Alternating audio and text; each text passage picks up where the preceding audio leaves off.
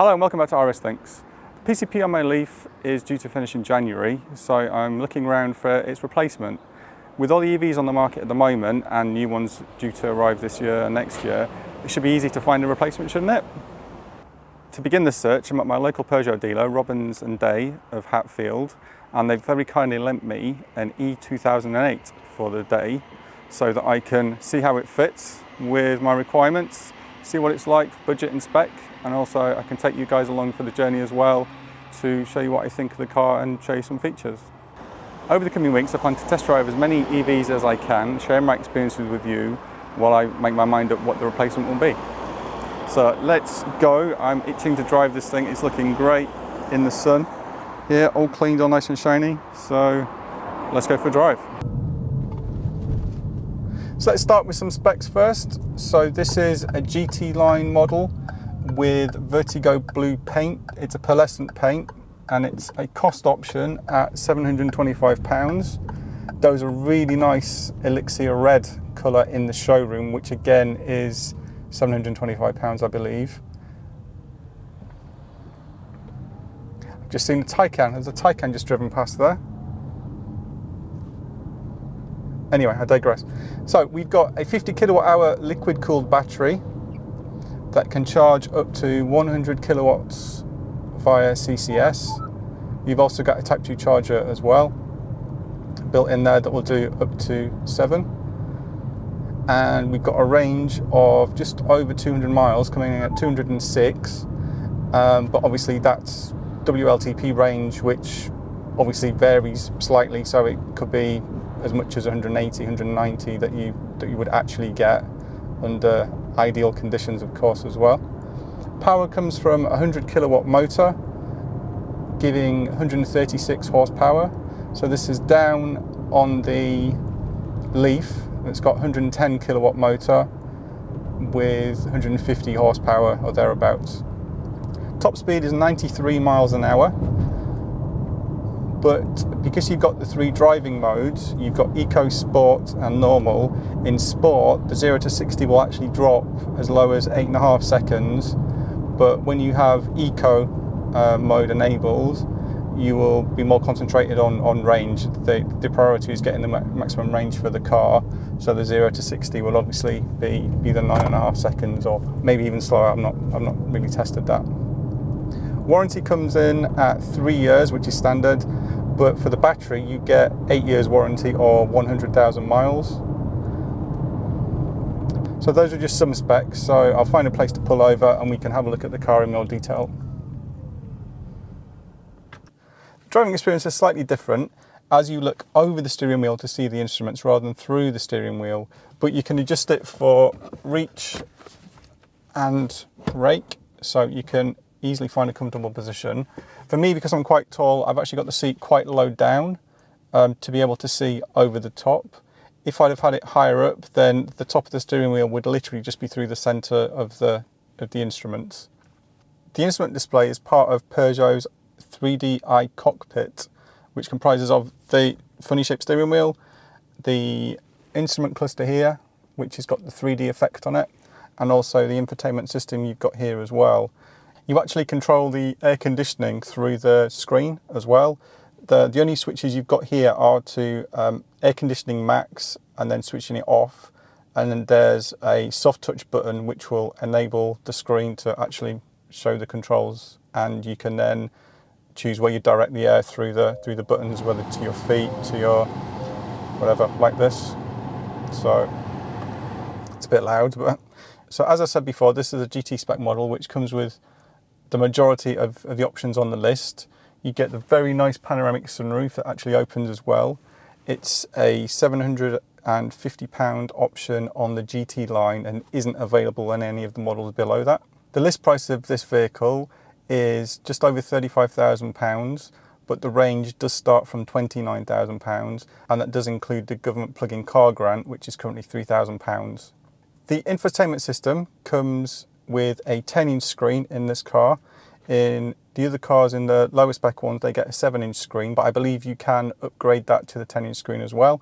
You've got Android Auto, you've got Apple CarPlay, and you've also got TomTom Live navigation services too.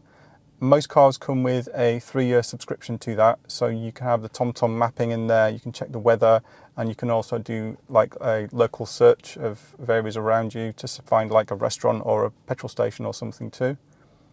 That's probably something that I wouldn't really say is a selling point for me, because I'm more likely to use Android Auto. I've always been using Google Maps, Google searches, that kind of thing. So to have the TomTom, yeah, it's probably a nice to have for someone who doesn't say have a smartphone, but as most people do, I think it's a bit of a feature that maybe not a lot of people will use. The seats are very, very comfortable. They've got like an Alcantara in the middle, and then like a leather or maybe a fake leather on the outside. They've got contrasting stitching. This one's got blue and green, which kind of goes with the ambient lighting. So this car's also got ambient lighting in it. So there's little strips running across the door, across the dash. This is currently set to green at the moment, but you've got other colours that you can choose too. You can red, green, purple, depending what your mood is, and you can also change the brightness on that as well.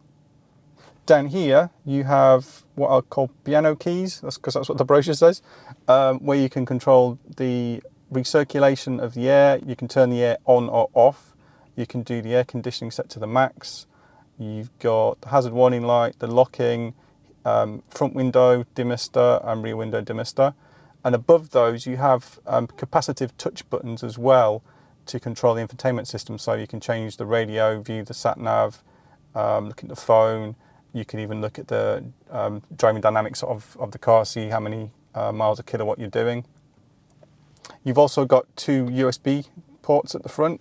You've got a standard USB on the right, and you've got a Type-C on the left.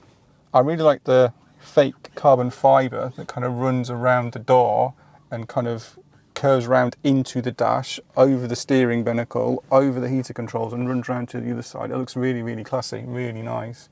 The dash is soft touch plastics, so they're quite squishy, whereas you've got the slightly harder plastics on the door, but they are sort of semi-squishy as well. So they're not just hard plastics.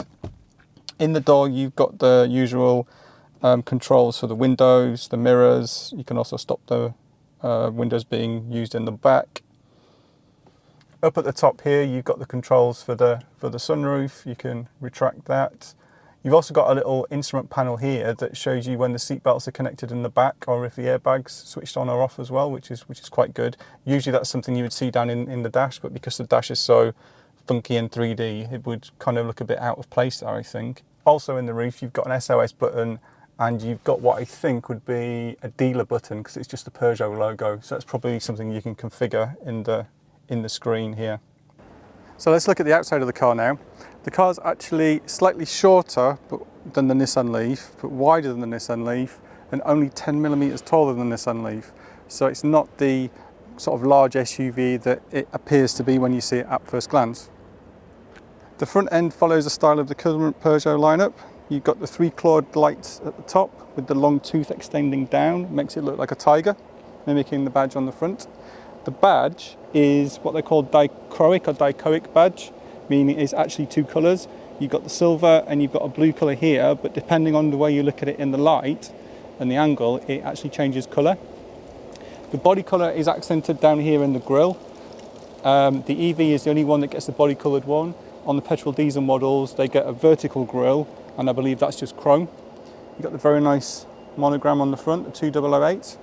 The O kind of looks like an infinity symbol, looks quite cool.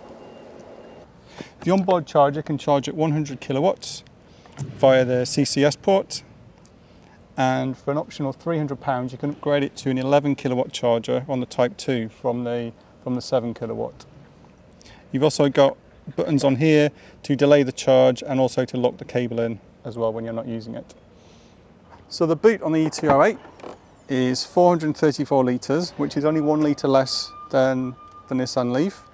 In the back we've got a bag for the charge cable. You get a Type 2 charge cable. Now the bag's quite cool because the lid's held on by magnets, so there's no faffing around with zips or anything. You've also got a false floor in here, so you can stow things underneath like the charge cable. And something you can also do as well is you can disconnect a parcel shelf and it will actually stow underneath as well, so you've got maximum height capacity in the boot as well. At the back you've also got the claw inspired headlights too, with the wraparound black surround there. You've got the E badge to signify electric, and also you've got the GT badge on the back too. The colour just looks fantastic in this light, it really does. It's the hottest day of the year so far. You've probably seen on some of the temperature readings in there, it's 40 degrees, but yeah, looks good. So I've been driving around this all morning, found it very comfortable, very easy to get comfy, seats move in every which way you could imagine. The reach and rake is really good as well. So one thing I always do is try the rear to see if I could sit behind myself. So let's give it a go.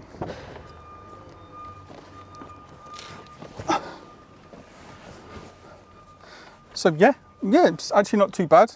The headroom is a little bit limiting for me. I've probably got about an inch between the top of my head and the roof line. My knees can kind of be splayed out a little bit. It's not too bad. Headrest is currently down. If I move the headrest up, then yeah, this is perfectly comfortable. Perfectly comfortable. So in the back, we've got two USB sockets, normal type ones.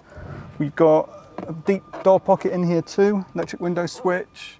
We've also got little courtesy lights on the top as well. You can actually push lights as well, which is quite cool. Didn't see that. Also in the back we've got a storage area as well. There's lots of things in. We don't have a centre armrest, but yeah, I'd say I could sit behind here pretty comfortable. So it's time for me to drop the car back. I've been driving it around all morning and I think it's fantastic. I think it's really cool. There's so many features that I weren't able to cover, but I'll definitely consider this car and we'll be adding it to my shortlist.